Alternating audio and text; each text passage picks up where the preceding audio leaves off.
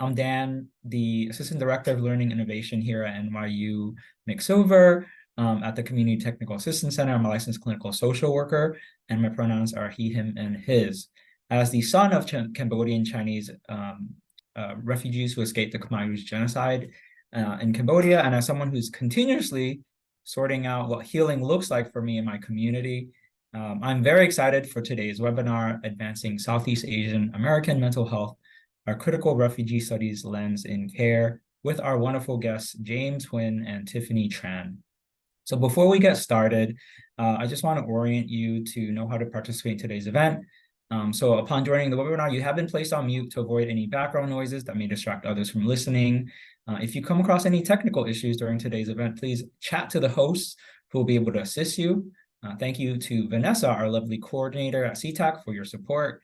You will also have the opportunity to submit questions for the Q&A portion of today's presentation by just typing your question in the chat box. You click on the dialog bubble, the toolbar at the bottom of your screen to open the chat feature. In order to ensure that we're able to answer as many questions as time permits, we're requesting that you send in your questions at any point during the webinar for us to collect. And if our presenters do not address them during the presentation, we will return to them during the Q&A portion of today's presentation. Before we bring in our guests, we also have a pre-survey for you to take and then a post-survey at the end as well.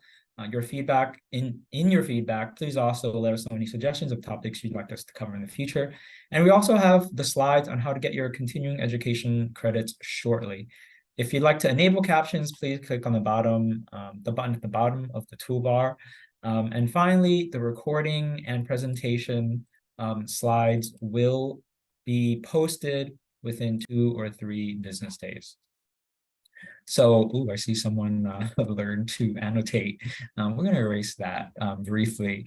But now getting to the meat of why we're here today, upon completion of this workshop, you will be able to define critical refugee studies at an introductory level, explain historical, structural, and social factors that influence the mental health of refugees, mainly Southeast Asian communities, apply the basics of the critical refugee studies in the therapy space, and interpret refugee knowledge outside of knowledge and experiences outside of a framework of pathology. As James and Tiffany will explain, this presentation will have several moments for discussion and interactions. So please do your best to keep your camera on. Thank you everyone who's already doing it, but really especially keep them on during our breakout rooms, and really, really appreciate everyone being here today for this webinar. So without further ado, let's welcome James and Tiffany. So James Huynh, pronounced he, him, his, grew up in desert-turned suburbia, Fontana, California. He's the son of Vietnamese refugees who come from the city of Hue, Vietnam. James is a PhD candidate in community health sciences at the UCLA Fielding School of Public Health. His scholarly and academic commitments are to addressing the health impact of racial capitalism, heterosexism, and patriarchy among queer and trans Asian Americans. He focuses on community well-being, family and kinship, and grassroots organizing as paths to transforming systems of power. Tiffany Tran, her grew up in Monterey Park, occupied Tongva land, as a daughter of a Hokkien Chinese Vietnamese refugee and Hakka Chinese immigrant. Tiffany completed a master's in Asian American Studies and a master's in social work at UCLA. While in graduate school, her research focused on the utilization of social services within Chinese Vietnamese refugee families. She currently works in inpatient psychiatry at a Los Angeles County Hospital. She's also an active member of API Rise, a grassroots organization that supports Asian Pacific Islander identifying folks who have been impacted by incarceration. Tiffany spends her free time with Bagel and Lox, whom she affectionately calls her dogters. So let's welcome Tiffany and James.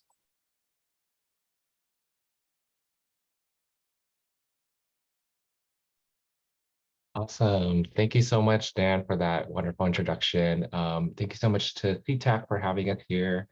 I'm James and I'm here with Tiffany. We're really excited to be here with you all.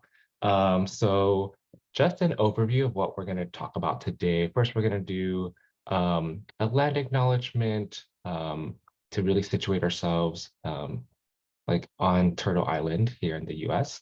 And then what I'm going to do is I'm going to give a lecture essentially on structural and social determinants of health, followed by 3 and 4 actually switched, followed by some mental health statistics about Southeast Asian Americans, and then diving into what is critical refugee studies as a framework that we can use in the therapy space. And then Tiffany will take over and go through a care example with everyone, and that's when we'll do breakout rooms. And then we'll end with Q&A. All right. So both Tiffany and I are situated in Los Angeles, are also the Gabrielino or Tongva lands. And so we acknowledge the Gabrielino and Tongva peoples as the traditional land caretakers of Tovangar, now known as the Los Angeles Basin and the Southern Channel Islands. We pay our respects to the ancestors, elders, and relatives and relations past, present, and future. And we do this to really acknowledge that we are settlers on native land, and to also acknowledge that the presence of Tongva people are still here, and to really acknowledge that dynamic. Tiffany, do you want to add anything before I move on? Sure, yeah, I have a little written portion. So as James said, me and James occupy land originally and still inhabited by and cared for by the Tongva, Serrano, Kiz, and Chumash people. For folks joining from New York, I know I'm probably not going to be able to include every tribe or band in New York.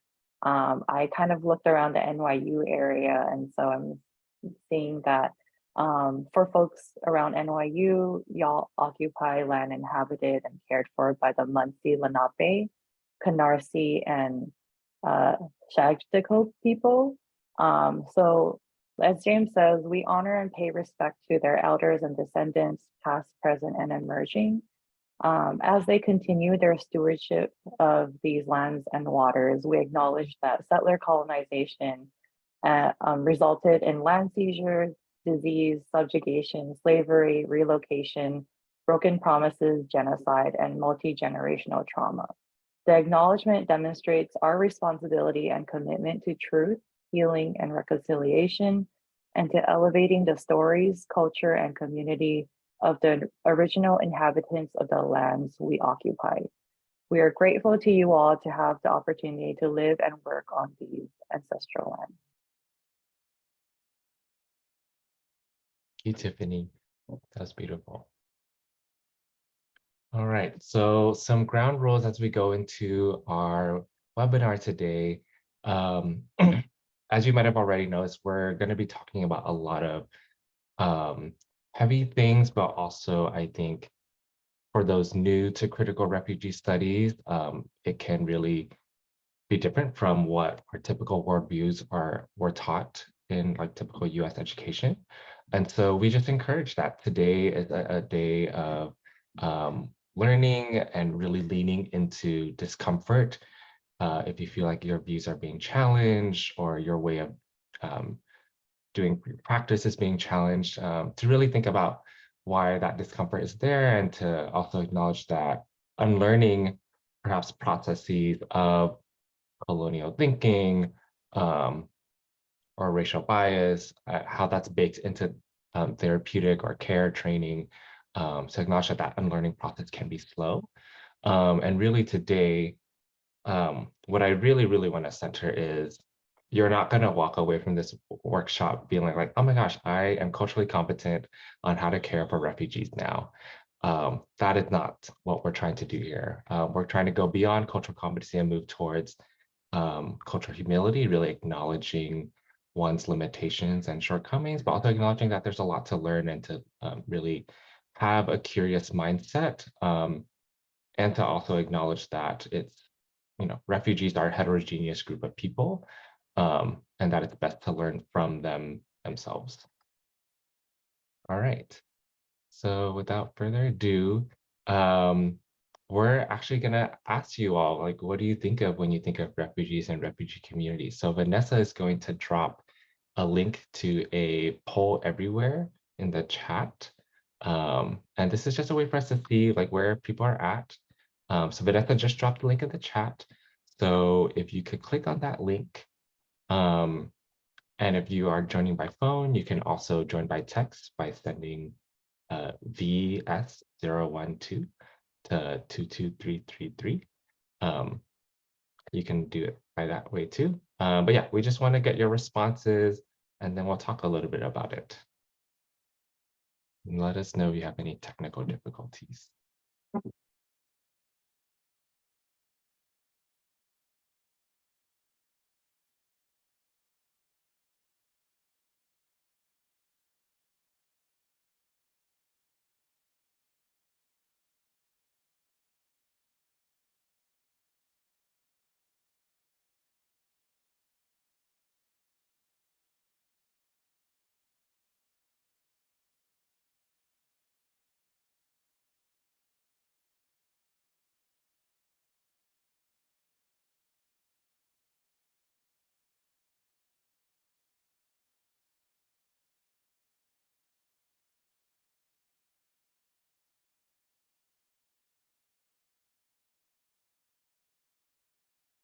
And feel free to put your answers into the poll everywhere. And Vanessa, when it looks like there's maybe like 30 or so responses, you can share your screen with the answers.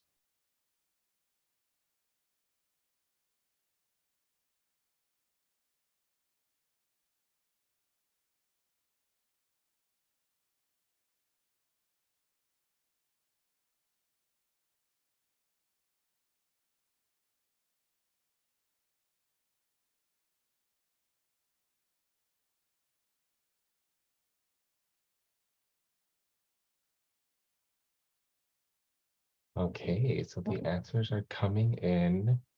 Trauma, they're underserved. Displacement, need advocacy and support. War, resilient and capable. Displacement. Language barriers. There are parents and grandparents. Addressing trauma and adjusting to a new environment. The needs they have are great and traumatic in many levels. Dysfunctional families. Immigration and asylum. Need of support when migrating to other places. Displacement. People who have been displaced from everything they've known and been accustomed to, starting over in a foreign place with limited resources and supports and trauma. So definitely a theme of trauma and displacement. White presenting refugees are welcomed while Black and brown refugees are not. So racial hierarchy, definitely. Multifaceted, forced migration, people who've been displaced by war, environmental disaster, being culturally sensitive when we think of refugees and refugee communities.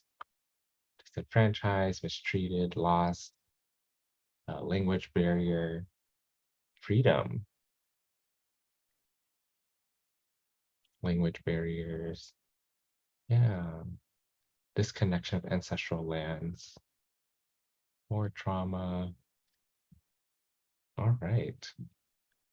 I think this is a great starting point. There's definitely themes here of migration, having to start over, themes of as mental health providers, facing language barriers, having to provide support. No one can hear my dog right now. Okay. Great. Okay. Thank you, Vanessa, for sharing that. Let's go back to the slides. So thank you, everyone, for engaging. And so really think about how you're thinking of refugees today might change throughout the presentation. All right. So I just want to give a little overview of refugees as a population, first globally.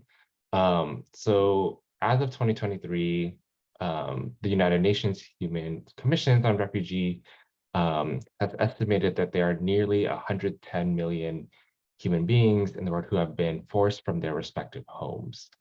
More than 29 million of them are refugees, half of whom are under the age of 18. So I'm going to say that again. Half of folks considered refugees now are under the age of 18. And 10 million are stateless, meaning they don't have a country, or are not citizens of any particular country, and therefore don't have the rights that being part of a country would entail. And to bring it to New York, according to the State Office of Temporary and Disability Assistance, there's more than 90,000 asylum seekers in New York City. So asylum seekers are a particular subgroup of refugees, usually folks who are escaping war and are trying to get legal entryway into the US. And you see here by county, one of the most popular counties of arrival. So Erie County is the one receiving the most asylum seekers as of this year, with Onondaga County being the next one, and then New York and Monroe counties. So I just want to situate that geography for folks. Maybe just like a quick thumbs up. Does anyone here work in Erie County?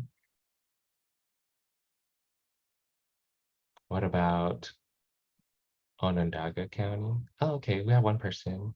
Thank you, Ethan.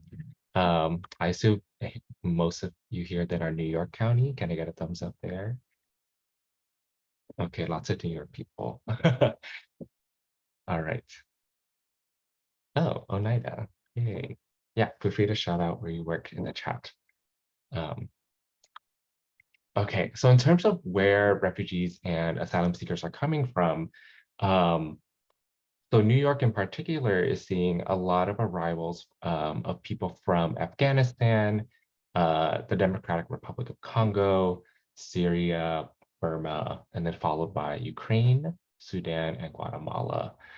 So I just want to give that context because so while Tiffany and I today are going to talk about Southeast Asian refugees,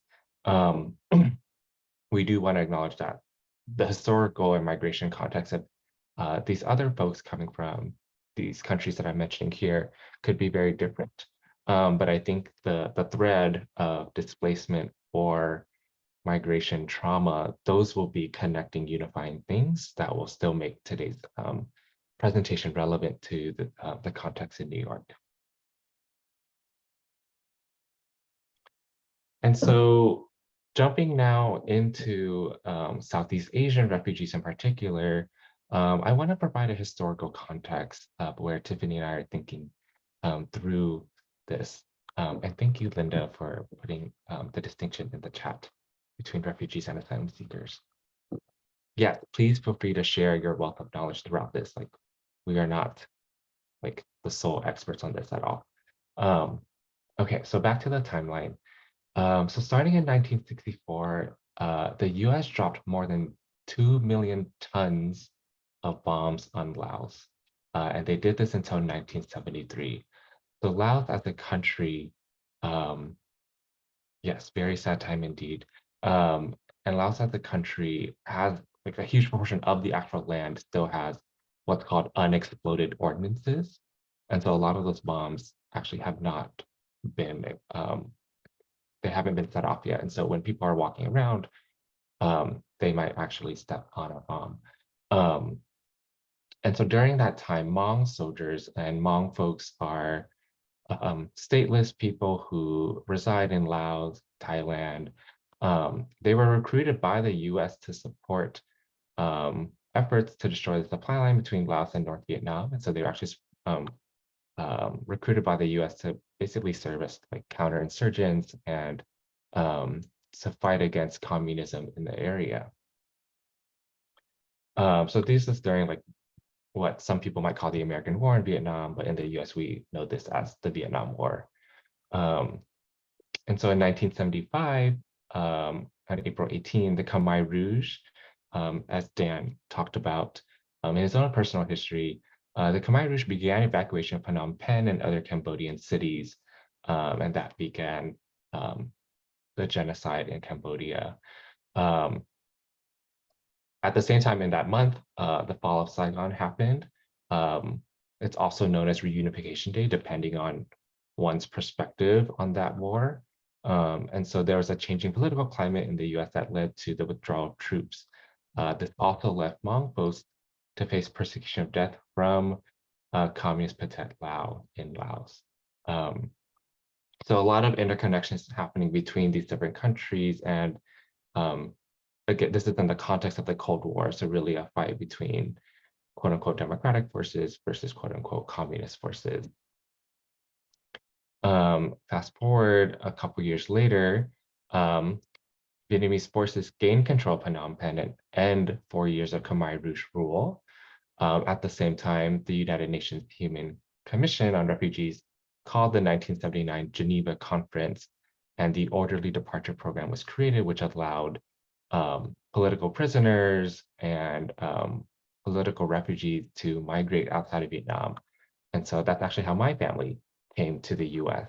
My grandparents, or both my grandfathers, were prisoners in the Vietnamese re-education camps. And so through the ODP, they were able to come to the US. And then in 1980, the Refugee Act of 1980 raised the annual ceiling in the US for refugees from 17,400 to 50,000. So that's almost 3 times.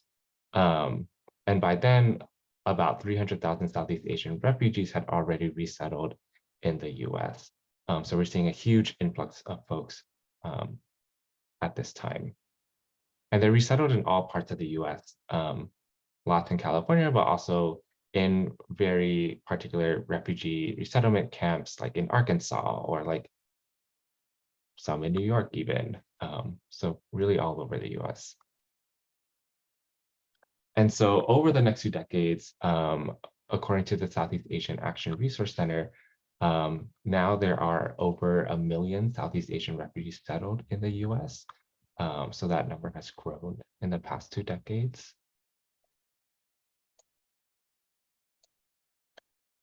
So I wanted to give that population overview just to really ground us in like who we're talking about, and really to ground us in that historical context, because coming from my public health training, when I think about what is impacting health, I think about what are called the structural and social determinants of health. And so let me distinguish the two of those. Structural determinants are sort of these governance, macroeconomic, and social policies, and huge culture, societal values that then shape the social determinants of health. And structural determinants we might think of as large systems of power, such as structural racism, capitalism, patriarchy, things of that sort. These like really, like, we call them super macro structures that then trickle down and affect every facet of life. So those structural determinants then influence the social determinants of health, which we often talk about in the public health world. And these are things we think of like social class, gender, our race, ethnicity, these more individual level factors, education, occupation, income. And then those social determinants affect things more immediate as well. So like our material circumstances, whether that's our housing, being able to afford rent, our individual health behaviors, biological factors, psychosocial factors, which you all are experts of, and then the health system that we interact with. And so all of these things impact health equity or health outcomes.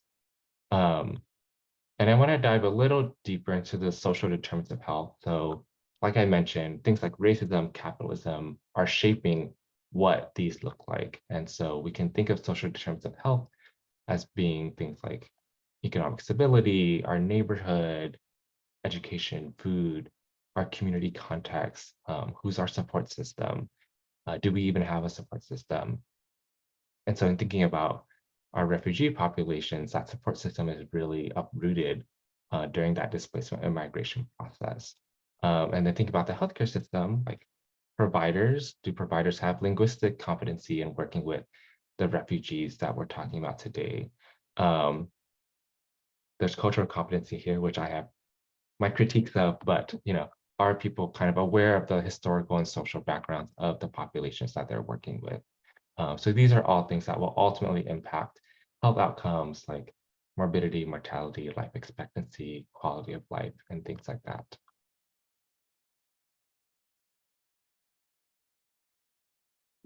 And so to really paint a picture of what mental health statistics look like among Southeast Asian American refugees, I know this is a very tech-heavy slide, so I'm going to go through it one by one. But I want to note as I go through these data points that there's actually very little disaggregated data for Southeast Asian American refugees. A lot of the data aggregate at Asian American and don't go further down than that. But also there's just very few mental health data in general for this population. So what I'm showing here, you're going to see a huge range of numbers. For example, the prevalence of depression among refugee populations ranges from either 2.3% or 80%, all the way up to 80%. So this really speaks to the lack of data out there and also the lack of like perhaps rigorous data out there. But if we take the 80%, then that is approximately 3 times higher than that of the general US population. And there's a lot of reasons why this can range, whether it's like how we think of depression. Depression, according to the DSM-5, might not actually be what people in Southeast Asia actually experience as depression, because the DSM-5 standards are based on a particular population. And Tiffany can talk more about that later. In terms of post-traumatic stress disorder, one study found that 62% of Cambodian American refugees 2 decades after post-resettlement in the US were experiencing PTSD, and that had a positive association. So with pre-migration trauma exposure. So a lot of folks in the beginning talked about trauma. And so that is definitely correlated with experiencing PTSD. And then we again see this really huge range of PTSD rates for Hmong refugees. It ranges from 3.5% to 80%. So again, another methodological or statistical limitation. And one thing we know that really influences mental health is access to health insurance, right? And so according to the Southeast Asian Resource Action Center, this is back in 2011, so please note that this is like right as the Affordable Care Act was being passed. So these numbers may and probably have changed by then. But 41% of Hmong folks were relying on public health insurance, such as Medicaid or Medicare. 32% of Cambodians, 28% of Lao folks, and 26% of Vietnamese people. And these numbers are generally higher than the general US population. And so while I wasn't able to find specific suicide rates for Southeast Asian refugees, but just among Asian American elderly women, they've been seen to have the highest suicide rate among all racial groups.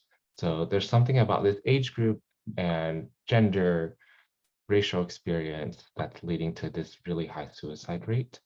And in terms of substance use, which we'll get into during the care vignette later, foreign-born Vietnamese people are more likely to use substances than US-born Vietnamese people. And this is a little different from other racial groups as well. And we know that poverty rates are also related to mental health, thinking through the social determinants. And so Hmong people have much higher poverty rates compared to other Southeast Asian folks, but in general, Southeast Asian Americans are experiencing poverty at a higher rate than the national average, which is 11.3%. Okay, so diving into like why are like all these mental health statistics important and how are they related to the refugee experience? We really want to dig into this concept of intergenerational trauma as thinking about like how trauma is actually transmitted across generations, even to like childhood refugees born in the US.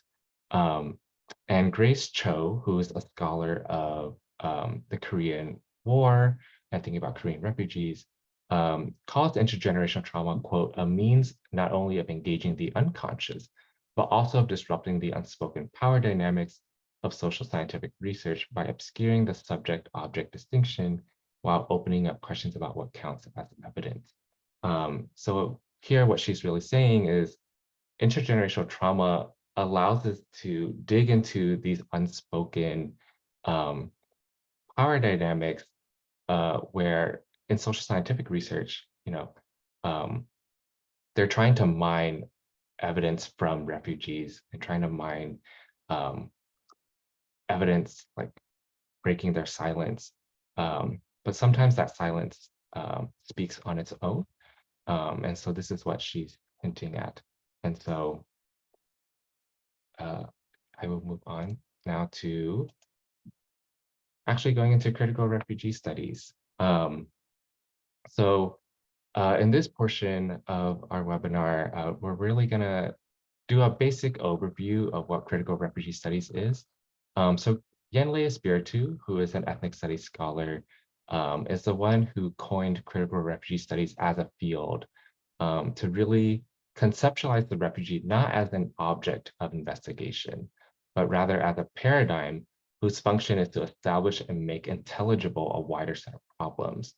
And so I really want to emphasize that refugees are not an object of investigation. I think oftentimes care providers or just like in general, state departments, agencies think of refugees as problems to solve. Like, oh, like this is a population that we need to fix, we need to solve. But what Yenle Espiritu and critical refugee studies is trying to say is that like refugees, their knowledge, their experiences actually allow us to make connections between US militarism, xenophobic immigration laws, and racial capitalism. And they actually allow us to see how these are working together to impact our society. And so I'm going to go into each of these problems a little bit. And before I do so, I do want to bring up the United Nations definition of refugee, which came from the 1951 Refugee Convention. So this is a really key legal document because this is what most people use to define refugee. And I think Linda had posted this in the chat a while back too.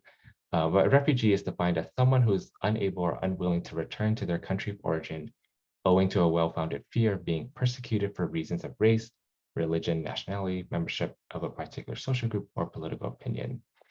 So as I go through critical refugee studies thinking, we'll think about how that definition can change over the next few slides. So US militarism, let's break that down. So what is militarism? So these are the problems that critical refugee studies is trying to make intelligible by centering refugee knowledges. So militarism, according to the Oxford Dictionary, is the belief or desire of a government or people that a country should maintain a strong military capability and be prepared to use it aggressively to defend or promote national interests.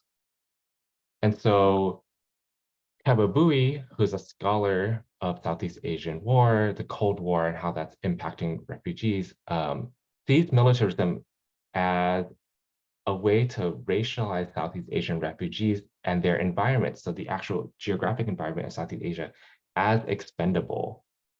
So Southeast Asian refugees and their environments are expendable to the military. They are pieces in a militaristic game. And so in thinking about how US militarism is impacting your clients, as a provider practitioner, thinking, how does militarism actually impact refugees who come to the US? And we might think of PTSD and complex PTSD. What did the US do in their home countries that may affect their behaviors and traumas today? The next thing that critical refugee studies really hones in on is xenophobic immigration laws. And this is just a couple of laws to think about for today. One is the Immigration and Nationality Act of 1952, which criminalizes re-entry to the US after deportation. So deportation is a rather salient issue among Southeast Asian refugees who have been criminalized. And then they can't come back to the US after being deported. And a federal judge actually found that this law was racist in nature because it was only applying those standards to particular groups, and that the way that the law was written really showed like racial bias in the intent of the law. Another law to think about is the Hart-Celler Act of 1965. And this is the act that's commonly cited as like really increasing the immigration refugee population in the US. We saw that the Vietnam War ended in 1975. And so it was through the Immigration Act, along with the Refugee Act, that we see large migration. But so while on its face, this seems like a really good thing, the US passed this law to bring in specific racial labor into the US. So at the time, there was also a healthcare crisis, a shortage of healthcare workers. So for example, nurses and doctors from the Philippines were brought in through this way. They wanted specific high-skilled labor, but racialized labor. So like the stereotype that a lot of Filipinos are nurses, like this is part of the reason why. And at the same time, in the Cold War context, this law is part of anti-communist motives to say, okay, the US is saving all these quote unquote savages from other parts of the world as a way to have good PR for the US, because at the same time in the 60s, if we remember, that's when the civil rights movement was happening. And so there was a racial reckoning in the US. And so the US had to tell the world like, oh, no, don't pay attention to our racial reckoning. We're actually able to bring in like refugees from everywhere and save them.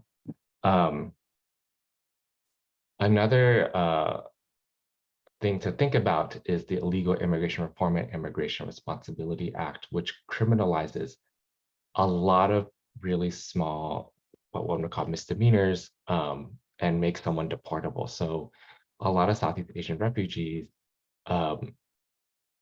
under this act, like peeing in public basically makes someone deportable. It makes it a crime and then it makes them deportable. So as providers, thinking about when interacting with clients who have a fear of deportation and detainment, like what does it mean to actually interact with ICE or any law enforcement around clients, or to have them be forced to interact with ICE or law enforcement?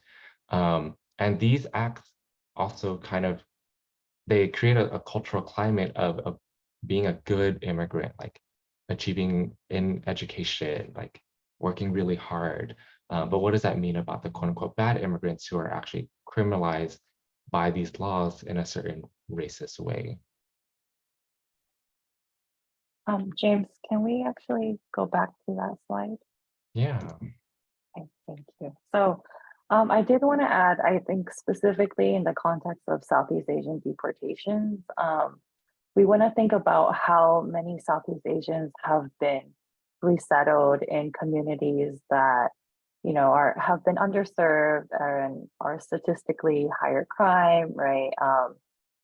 And like lower socioeconomic statuses. And so what we see very often in Southeast Asian communities is that these people are resettled into these neighborhoods, right? And then a lot of the children are oftentimes like latchkey kids, right? In a sense where their parents are working like very long hours and the children have to basically fend for themselves, right? Kind of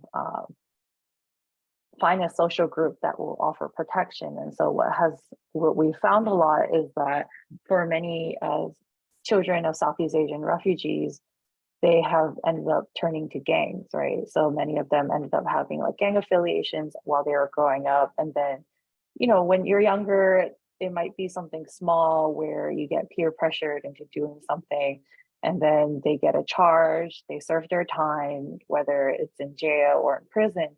And then after that, after they're finished serving their time, they get transferred into ICE custody.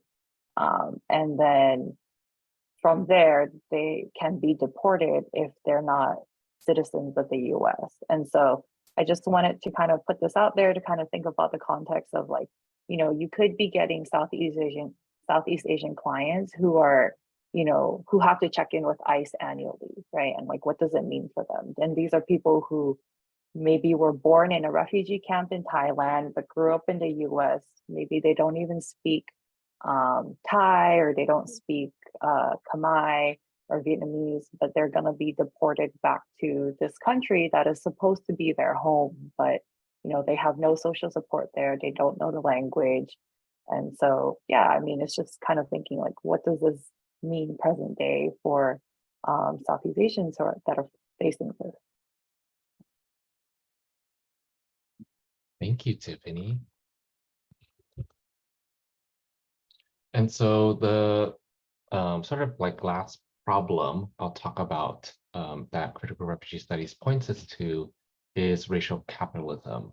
And this concept has kind of been popularized in recent years. But for those who are unfamiliar, racial capitalism is really think about as Robin D.G. Kelly, historian, says, capitalism and racism, in other words, did not break from the old order, but rather evolved from it to produce a modern world system of racial capitalism dependent on slavery, violence, imperialism, and genocide. So that is to say, capitalism is racism, that they're not separate entities at all, and that they evolved from a feudal system that was dependent on slavery, violence, imperialism, and genocide into what we now know as capitalism. And so we can really think about it as a system of racialized violence and extraction of people, labor, land, and water. And so to think about, as providers, how are clients being affected by working in this very large system that we all live in? What kind of jobs are refugee clients being like tracked into?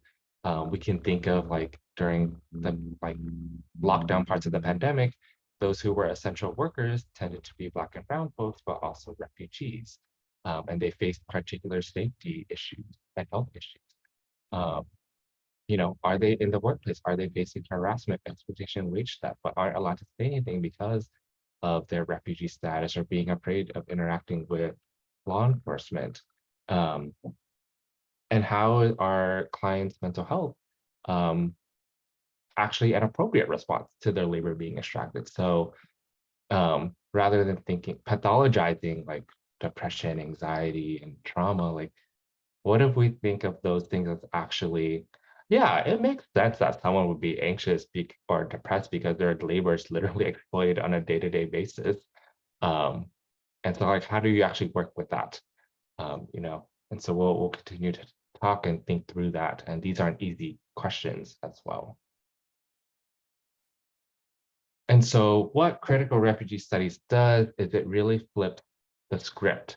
And so instead of only viewing refugees as traumatized, people who are enduring pain, suffering, distress, and are only under the purview and solution of state and social welfare agencies, instead we can also see their trauma as a disruption of this US narrative of saving Southeast Asian, Black, and Latinx refugees, because they make visible all these relationships between US militarism, race, and economics.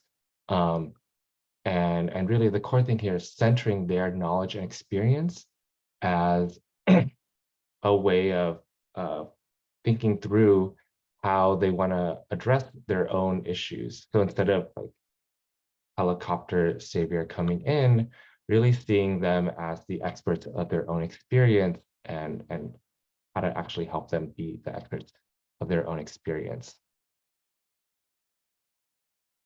And so I want to come back to the definition of refugee, and the Critical Refugee Studies Collective, which is a collective of scholars, activists, artists, have a different definition of refugees than what the United Nations does. So for them, refugees are human beings forcibly displaced within or outside of their land of origin as a result of persecution, conflict, war, conquest, settler colonialism, militarism, occupation, empire, and environmental and climate-related disasters, regardless of their legal status. And that part is really important, regardless of their legal status, because the UN definition is very narrow. And so there are a lot of people who aren't legally regarded as refugees. And then they go on to say, refugees can be self-identified and are often unrecognized within the limited definitions proffered by international and state laws, hence may be subsumed in those instances under other labels such as undocumented. So any just like quick reactions in the chat to this alternative or redefinition of refugee versus the one that we saw with the United Nations?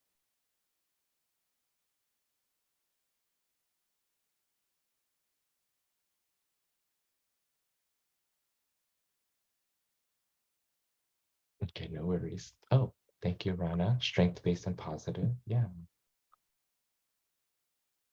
definitely.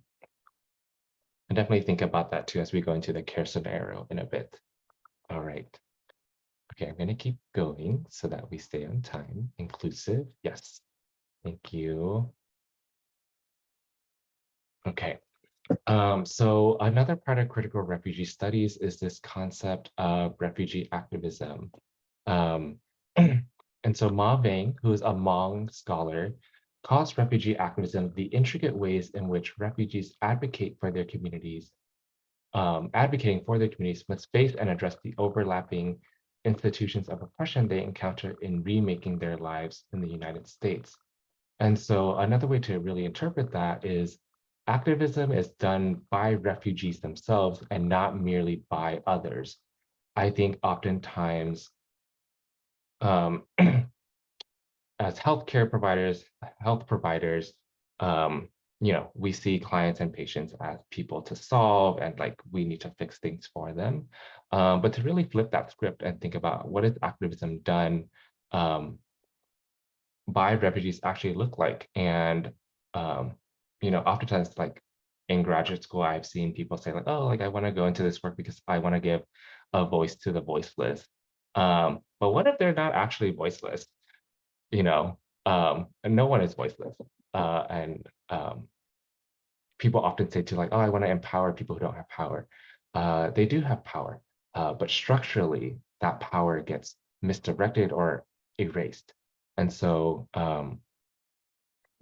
refugee activism here is really centering, again, refugees, but also seeing them as the people who ultimately can advocate for themselves. But as like folks working in the system, how do we build their capacity to do that? How do we aid them? But really ultimately seeing them as at the center.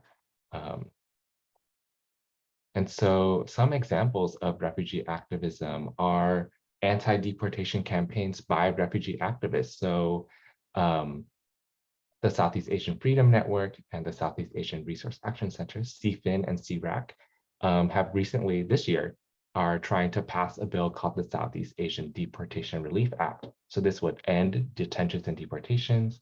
It would extend refugees and asylum seekers work authorization. It would limit ICE check-ins. It would establish a pathway to return to the US if someone did get deported. And it will allow people to vacate their removal orders, and so to not actually be deported.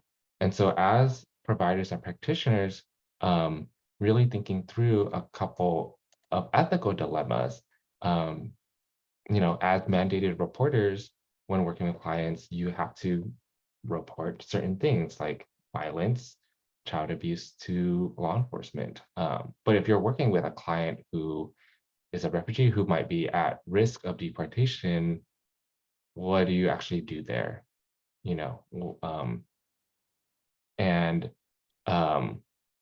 The second point here is like, how can providers act as mediators for individuals who are hesitant to report offenses of abuse due to fear of deportation? So in this case, like how can the provider be an advocate and use their power and privilege in that instance? All right. So that is the end of my section. Are there any questions or comments before we move on to the care scenario as a way to apply these concepts? And Tiffany will be going over that part. But before we do any questions or comments, I know this was a lot to take in, and it's a Tuesday afternoon, I think. Is it afternoon over there? Tuesday afternoon. Okay. Thank you so much, James. And I really, really appreciate all the comments that have been coming in so far. We've been collecting some of the questions. People may have private messaged as well to go over in the Q&A later. But as we transition to Tiffany and really going over a care scenario and into the breakout rooms, we wanted to make sure to create space for you all to really ask questions about like how you understand critical refugee studies, how the social structural and social determinants of health impact the community. But if there are no questions, we can certainly move forward. So feel free to unmute yourself or to type in the chat box.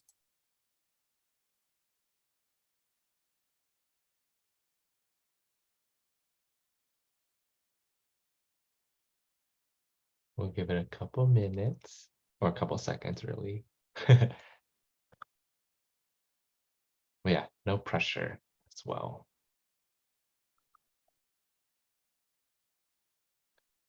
Emma asks, how can critical refugee studies be implemented in providers' education?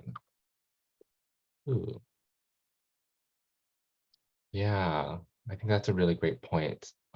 Tiffany, do you want to take that? Sure. I know that we all go through, our respective graduate programs, and I do think that there can be more of an effort to include a critical refugee studies lens into the curriculum. I know that when I did my MSW program at UCLA, oftentimes, and it makes sense, but the communities that we were mostly referring to were Black and Brown, given, of course, the structure of how US society has become, right? And so I do think that even when I was taking a mass incarceration, the class was specifically on mass incarceration, like Southeast Asian refugees and deportations weren't mentioned at all. And actually, when I brought it up, the professor wasn't even aware of this, right? And she was an expert on mass incarceration. And so I do think that there can be more of an effort made in our respective graduate programs just to be more inclusive of many different communities, right? And to integrate critical refugee studies into even our practice classes, into like how we're approaching the communities that we're working with.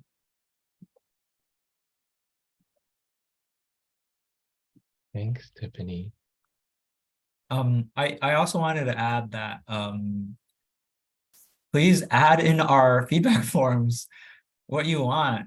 Like I think a big part of the reason I helped organize this was because I'm a child of refugees myself, and wanted this embedded in the education of all the people from New York really tuning into this. So the more people in my community and our community advocate for changes for more inclusive education, the more that can happen. So really, we really do review the feedback form. So please like add all the comments you want, as much as you want, to really showcase like, hey, we want more stuff like this.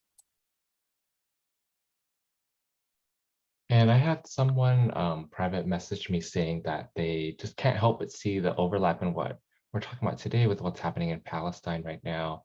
So I do just want to uplift that comment, what's happening over in Palestine and Gaza as a sort of huge refugee reckoning and thinking about militarism and genocide and war and trauma. And so, yeah, thank you so much for bringing that up. And I just want to name that as something that's like really huge right now, and to really think about how critical refugee studies might give us some insight into how to react and hopefully help out with what's happening over in Palestine. Let's see, we have a couple other comments. Rana, learning a great deal as I've not worked with refugees before. Can you speak to what some of the reasons may be that refugees do not seek mental health care or depression or PTSD, CPTSD, besides lack of culturally appropriate services out there? Yeah, I think there's a lot of different reasons why people don't seek mental health care. One is they just might not know it exists, actually. I think that type of like infrastructure of like mental health care isn't readily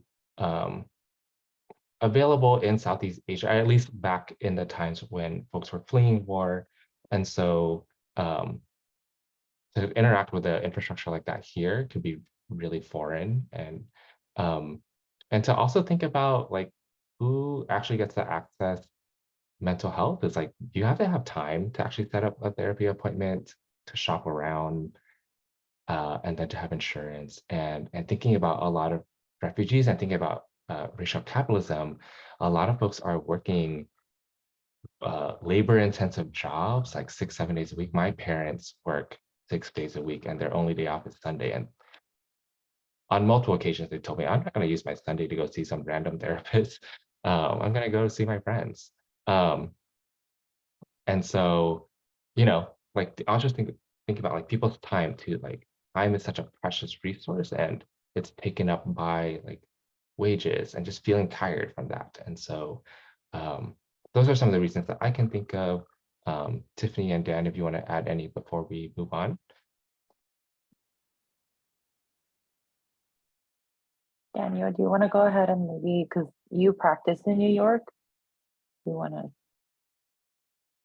Yeah, I mean, I really want to, continue to follow up on what James was saying about time and yes, exactly.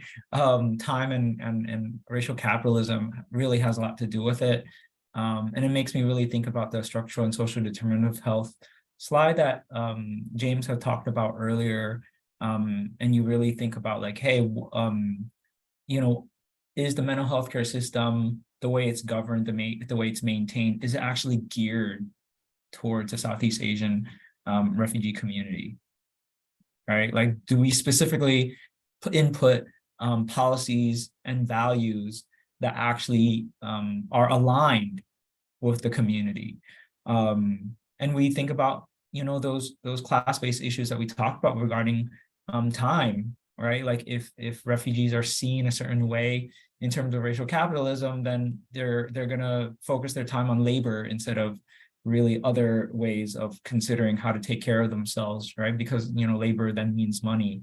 And so there's all sorts of reasons to really consider like, hey, like it's really thinking about needing to change the mental health care system in different ways, rather than just saying like, and this goes into the pathology part, right? Like looking at refugees not as pathologized beings who need to be healed and saved, but really thinking about like, oh, what does it mean for the refugee community, the Southeast Asian refugee community to really get what it needs and wants, right? But, there's so many different barriers getting in the way of that.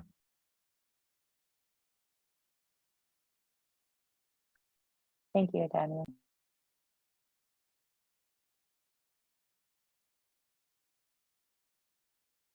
All right, I'll pass it over to Tiffany.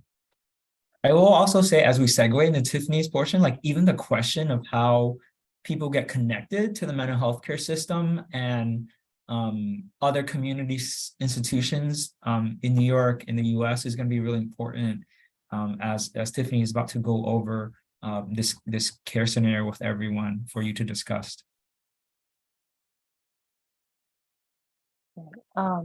Actually, before I get into the care scenario, I want us all as mental health practitioners to think about, when we're thinking about our communities that we're working with, right? Using critical refugee studies, how do we highlight the client's experiences as a form of empowerment, right? Like, what does it mean when we emphasize resilience as clinicians?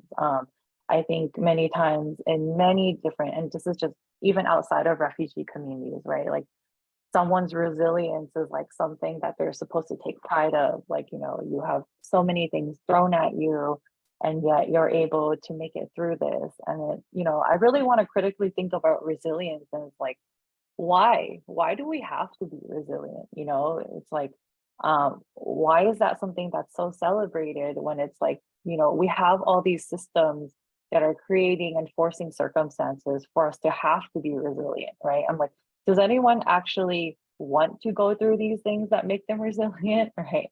Or is this something that's forced upon them, right? So I really want to think about that when you're working with clients, because I've, definitely seen examples where a client will be praised by their therapist for being resilient, right? And it's like, well, shouldn't we also think critically about the systems that are forcing this process to happen, right? This parentification of children who are forced to mature and take on all these tasks as children, right? So I also wanted to emphasize that this is just the beginning of thinking about critical refugee studies, as James mentioned earlier. I think a lot of times as mental health practitioners, when we attend these trainings, they're framed around cultural competency, but really, this is just the beginning of this journey of like learning what critical refugee studies is and how to apply that to your practice, right? And so I don't think that after this presentation we're all going to know exactly how to serve refugee communities. This is more just something to kind of get the conversation going and to hopefully provide us all with that, like that core knowledge. And also, during the care scenario, I would like you all to think about how you would decenter yourself as a provider. Even thinking about using the DSM to diagnose certain diagnoses. Something like intergenerational trauma, right, is not a DSM diagnosis, but I think many of us know and have seen that this is something that is so prevalent among many communities. And so how do we work within these very strict billing protocols and also like maybe agency protocols, like here we have like Medi-Cal, right? I'm sure there's like Medicaid, Medicare, billing protocols, right? And a lot of times it's like we're serving these communities and we know that they need therapy, like we know that they're here for a reason, and we how do we structure the sessions, and also how do we write our notes, right? How do we make the diagnosis something that can serve our community, something that will be reimbursed by Medicaid, right? But also something that will really reflect what they're going through. So yeah, these are kind of some thinking points I wanted to bring up before we go into our care scenario.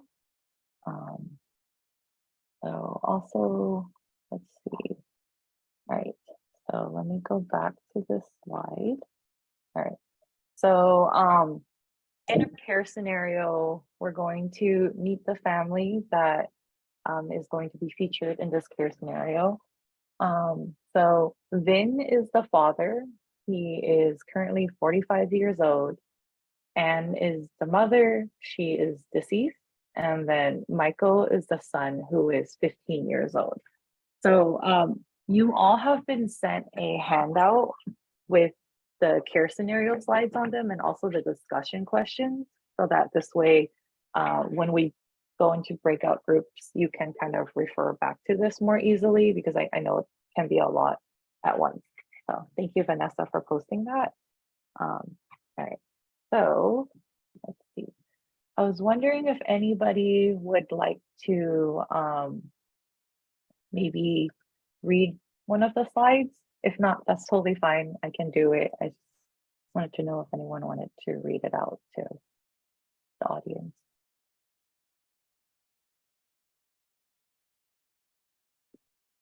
Okay. Oh, No Linda worries. raised her hand. Oh, sorry, I can't see everyone. So yes, please go ahead. Sure. The past, Vin's childhood and adolescence. As a child, Vin left Vietnam with his single in 1978, 3 years after the fall of Saigon. Vin's family was sponsored by his uncles and eventually joined them in El Monte, California in 1980. Shortly after Vin's mother remarried, Vin became the oldest brother of 5 younger siblings. Vin attended elementary and middle school in the US, When Vin was 16, he decided to leave school and work full-time as an auto mechanic to help financially support his family.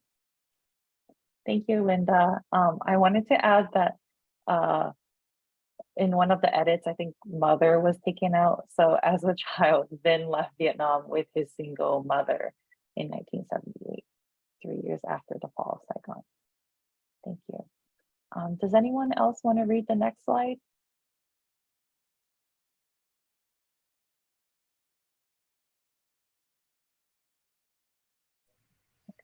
I can read it. Sure, thank you.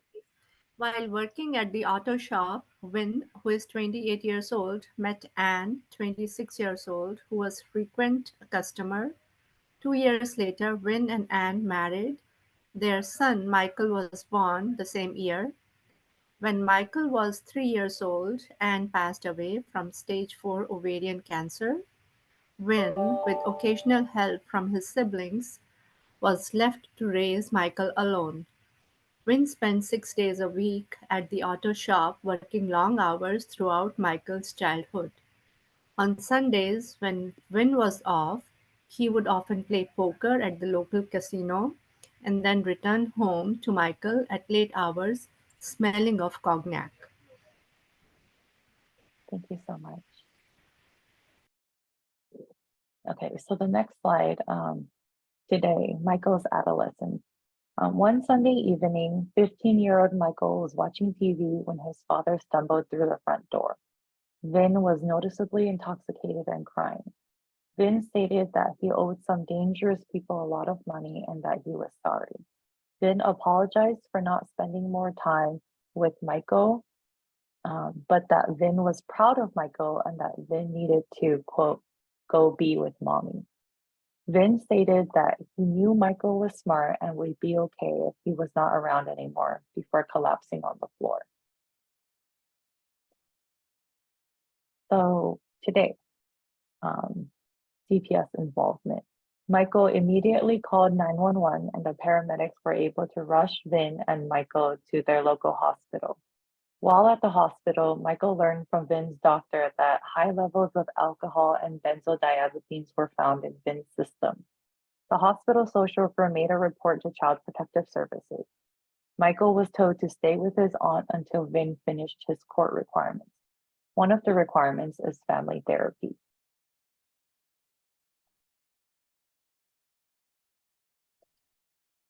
Okay, so you all have copies of the handout, right? And so what's going to happen is that we're going to sort you all into breakout rooms of 5.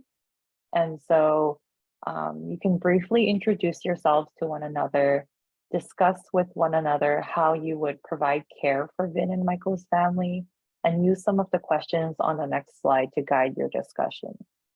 You definitely don't have to answer all the questions. This is just kind of to get the gears going and maybe have you think about what you would do in this scenario. And I know that, you know, this isn't an ideal situation, right? I think like when I wrote the vignette, I kind of like threw in a lot of things that may not necessarily happen, but also may happen, right? And so I just want everyone to think about these questions. So in terms of assessment, what are some social and cultural factors that you would consider during the assessment and at the start of engagement? How would you apply the critical refugee studies framework to understand Vin and Michael's family?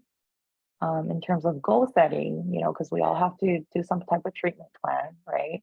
What are some treatment goals you would anticipate working on with Vin and Michael? How do you incorporate an understanding of social determinants of health to guide this process? And in terms of interventions, incorporating an understanding of intergenerational trauma, what are some interventions you may consider?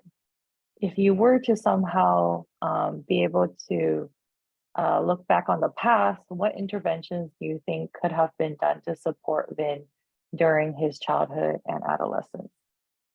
And so, you know, again, you don't have to answer all these questions, please, you can look through them and kind of see which ones maybe stand out to you more, and then you can go ahead and speak among your groups. We'll have 20 minutes in the breakout sessions, and then we'll come back as a larger group.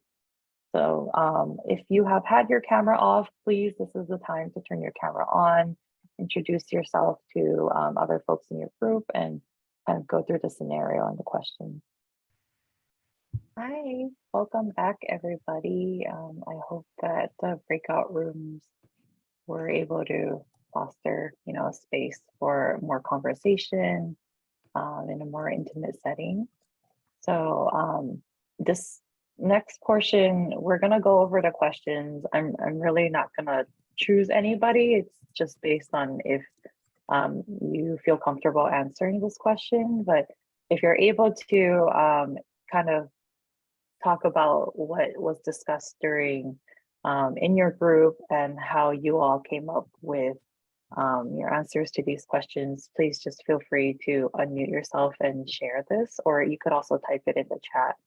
But the first question is, when thinking about Michael and Vin's story, and also, reflecting back on the timeline that we went over earlier in the presentation as well, what are some social and cultural factors that you would consider during the assessment and at the start of engagement with Vin and Michael?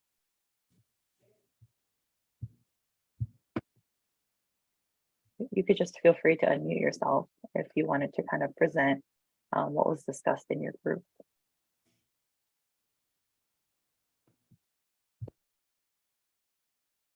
We talked a lot about the fact that both Vin and Michael came from essentially single parent households, as like a social factor and a cultural factor as well, for various reasons. Him being from Vietnam, dad being from Vietnam as a huge cultural factor. Also being responsible for the care of his younger siblings, having to leave work and financially support his family. So we looked at poverty as a social factor as well. What else did we look at? We looked at the educational level as well as maybe being, I guess, more like a social detriment of health. The poverty as well. They kind of combine the social, cultural, and the social determinants of health. So we looked at poverty, we looked at educational status, we looked at neighborhoods, maybe perhaps that they were living in. We looked at addiction issues across the board, whether it was gambling or alcohol and or drugs. It sounded like he had the triple effect going for him. So we looked at that playing a factor, maybe just again, where they were living and located, being an auto mechanic as well, working 6 days a week to make ends meet. So the huge financial aspects of that were big, and the fact that he owes someone so much money. So I had brought in the factor that was this a gang that was after him as well. Was that a cultural factor or not? Or was it, we're assuming it was some illegal component to that, because people just generally don't go around threatening people who owe you money if it's a legal issue. So we looked at that as maybe being a social factor, some illegal activity that were going on as well, which was causing more stress. Thank you so much. These are really, really great points that your group made. I think when in writing the vignette, I definitely, wanted all of these things to be highlighted. So I'm really glad that folks have caught on and were able to kind of pinpoint, these social and cultural factors that have affected Vin and Michael. I know this next question is kind of a big ask, but how would you apply critical refugee studies framework to understand Vin and Michael's family? I know this could be interpreted in many different ways. So yeah, I mean, I'm definitely just open to hearing folks' responses.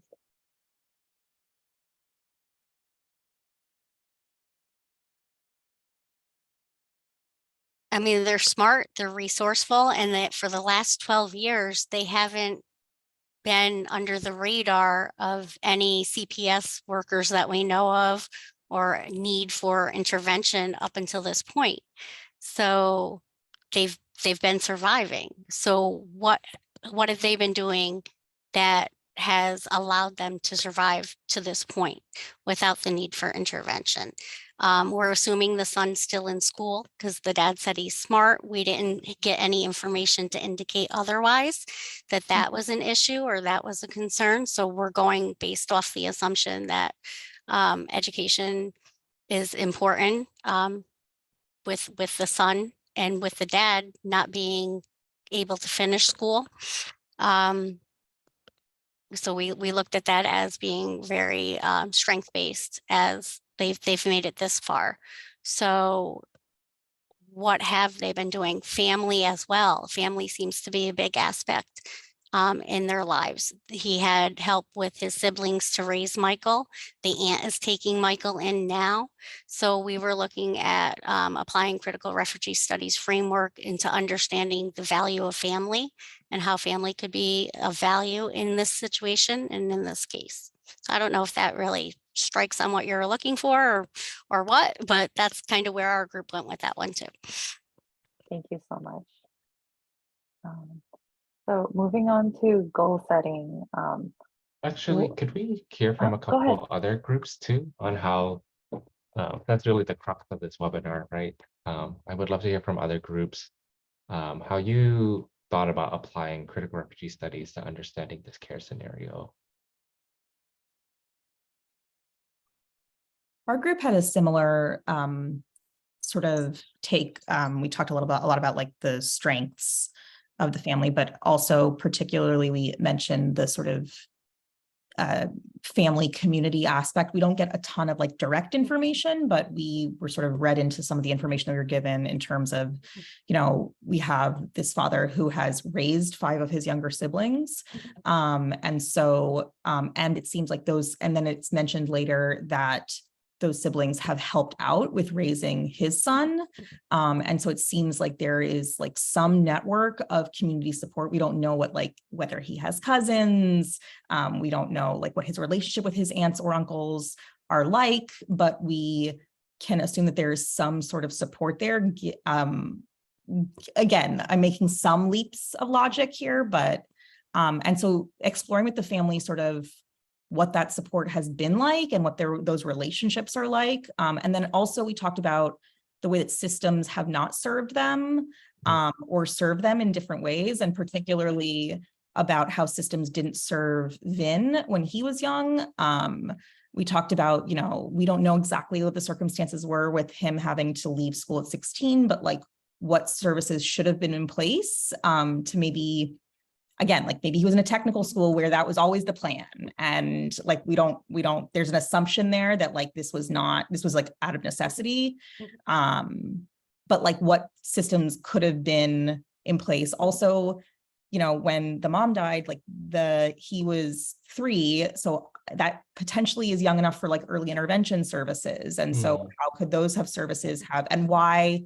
And then also, how did the family and the community that they live in meet those needs? I mean, clearly, like they've survived, right? And, you know, again, it says he's smart, maybe he's doing well in school. Like what has allowed them to like persevere despite the ways that systems have failed them? And so looking at sort of those things and the interaction of those to like understand the family better and help them understand themselves, you know, maybe as well. Yeah, thank you. Yeah, you definitely got it. Like assessing with the critical refugee studies framework, but also thinking about interventions as well. I think the point about early intervention when the mom died is a really key point here. Thank you, Jacqueline. Hun, I saw that you had also unmuted. Did you want to add something? It wasn't necessarily discussed in my group, but it was just coming to me right now as I'm hearing folks talk about. I think a lot of us had really good like answers as thinking through this family, but I've seen and experienced most of the time that we don't spend that much time really looking and assessing and finding out folks' stories, especially if there's like a high volume of folks that do need help and support. And I think about how sometimes our healthcare system or both, I guess like child welfare system and also the criminal legal justice system, as they're talking about the court stuff, is basically deciding whether this person is going to get services or treatment, whether they're a deserving refugee or undeserving refugee. And not everyone, I think the other person who came before us, that there are so many ways that systems have failed them along the way to lead to where we are today. So really thinking about what does it mean to like transform some of the systems that we are part of and working in. It's not fully processed, but I'm kind of thinking about like this person was considered undeserving along the way of his childhood and his life here in the US through the education system in so many ways for them not to get support along the way. And then here we are meeting this person in this part of their life is what I'm kind of sitting with, which is like very hard to say that we had a hand and is complicit in some of these things that has happened to this person, or anyone here. I think of like in New York on how we are also treating quote unquote the refugee crisis and people who are coming and sitting in for our services here. Now we treat them and leaving them out in the streets, right? So I really am thinking about this with Vin and Michael, but like kind of in the current landscape that we are into. Sorry, it's still in process, but yeah, just kind of sharing that. Thank you so much. I think, you know, I think you brought up really great points, and it also connects back to what Jacqueline brought up about like interventions, right? I think like you're saying, there are so many points of intervention, right, that could have happened throughout Vin's childhood, of even when he got to the US, and then everything leading up to his adulthood, right? And I think it really makes us think about current systems and structures that we have in place, and you know, like very obviously these issues are still present, right? And you know, if it makes you think about, you know, like where could you have intervened so that, you know, maybe Vin wouldn't turn to self-medicating and kind of turning to alcohol and, you know, different types of substances, right? How did he come to this social circle where he kind of got this like gambling addiction, and just there's just so much to think about here. And I appreciate you just bringing light to how we can connect it back to, you know, like present day and also New York, right? Like what's happening with refugee communities right now. Thank you. So we don't have too much time left to discuss the rest of the questions, but I did want to ask if anyone wanted to bring up what was discussed during their group for interventions, since we were already kind of talking about that. Incorporating an understanding of intergenerational trauma, what are some interventions you may consider? We did discuss about grief counseling for the child, for Michael, because he lost his mom at a very young age, and also some community support, because when he has many siblings, so some kind of community support where someone can watch him when is working 6 days a week. Trauma counseling for both, uh, parent management training for when, treatment for depression for when it seems that he is self-medicating. He has some addiction issues. He is gambling and he's also drinking alcohol.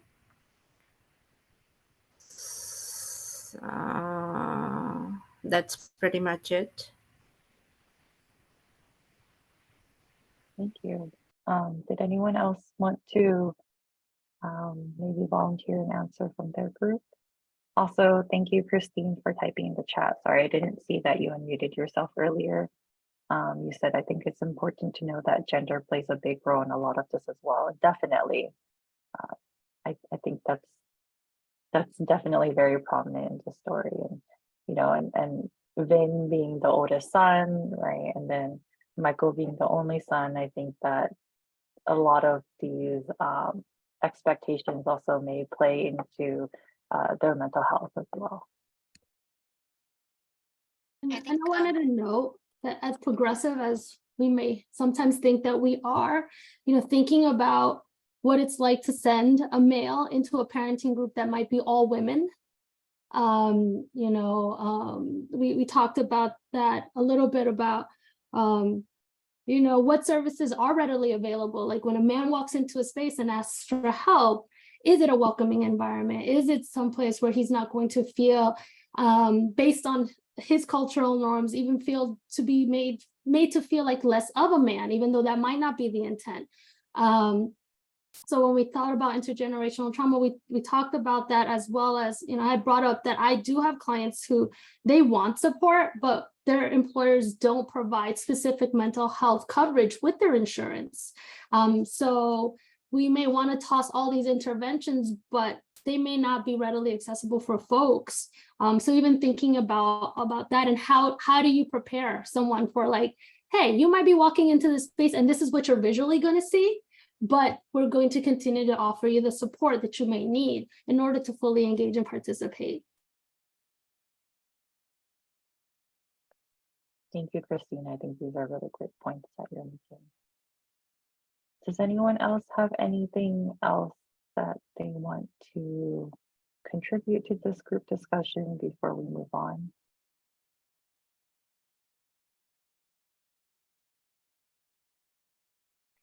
We will move on now. We wanted to make space for Q&A.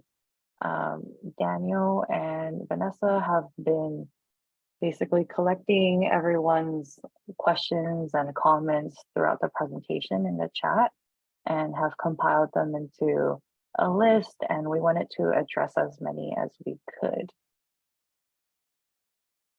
Thanks, Tiffany. And as we bring up some of these questions that people have sent over to us, please feel free to raise your hand, unmute yourselves, add a question in the comment box. If there's something that you've thought of that you want addressed now. So one of the questions we received was referencing how you both had talked about how Southeast Asian refugees were placed in specific types of communities that had lower socioeconomic statuses. So if we assume that mental health difficulties are an appropriate response to their labor being extracted, how can we even begin to think about fully supporting refugees as providers? This may be a challenging thing to do as providers. Maybe this has something to do with refugee activism. So this person is really just looking for some additional tips on really even how they can support people if that's the case.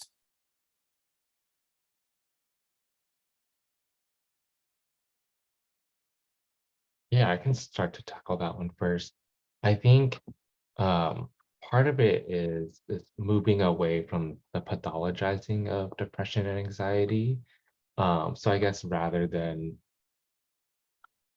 try to quote unquote cure depression or anxiety in a client, really thinking about what that person needs in terms of support to manage those conditions, and thinking back to Michael and Ben, thinking about what kinds of existing or potential sources of social support, social network that they can tap into, or if they don't have one, how to develop that, and to really, I think as providers, really tap into refugee activism as a source for community, who are other folks, like-minded folks, or people from similar experiences that they can build camaraderie with and express care to one another, that can exist outside of the therapeutic setting as well.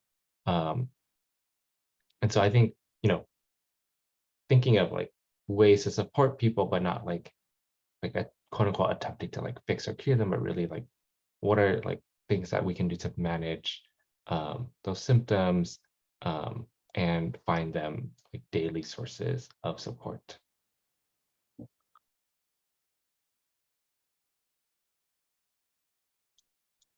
Thanks, James. I don't know if Tiffany, you wanted to add anything, or I can just keep going. All right. Yeah. So another question. Oh, sorry. Yeah, I needed to unmute myself.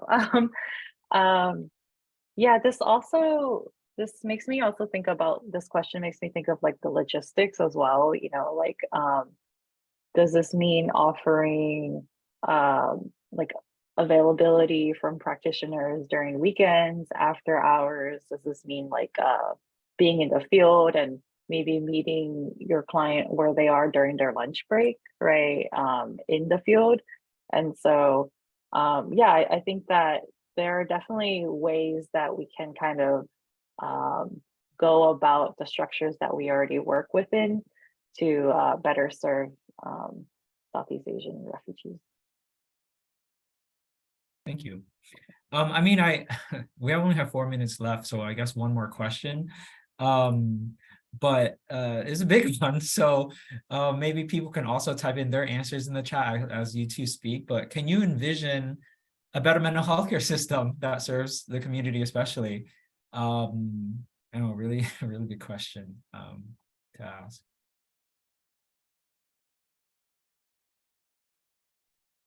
Tiffany, I think you should answer that one. Sure. So that's a great question and a really large question that's hard to answer, right?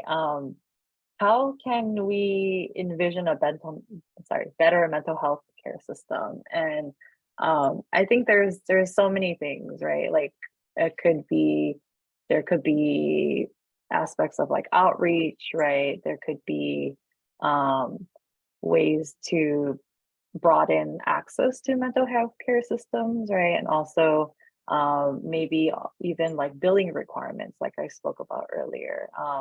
Ways for folks to be able to continue in therapy without having to follow like these structures of insurance and billing requirements that are offered or that we work within right now.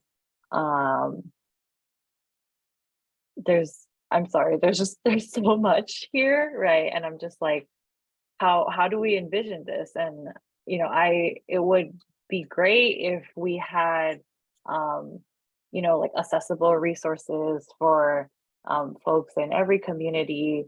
And I think language barriers play a big role as well, and folks have mentioned stigma throughout the presentation, right? It's just, I think there's so much more education that can be done around mental health. And someone said expansion of mental health in primary care settings and schools with social care services. Yes, that's a great one, right? Like oftentimes in schools, maybe they don't even have a full-time social worker. They might have someone that's like part-time that jumps between schools, right?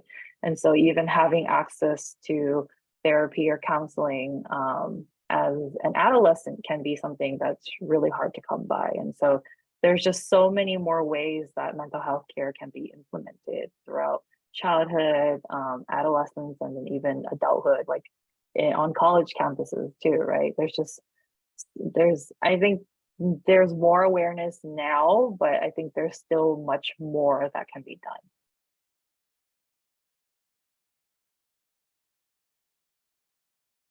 Thank you so much, Tiffany. And I think, I guess it was also a little bit of an unfair question to ask you on the spot.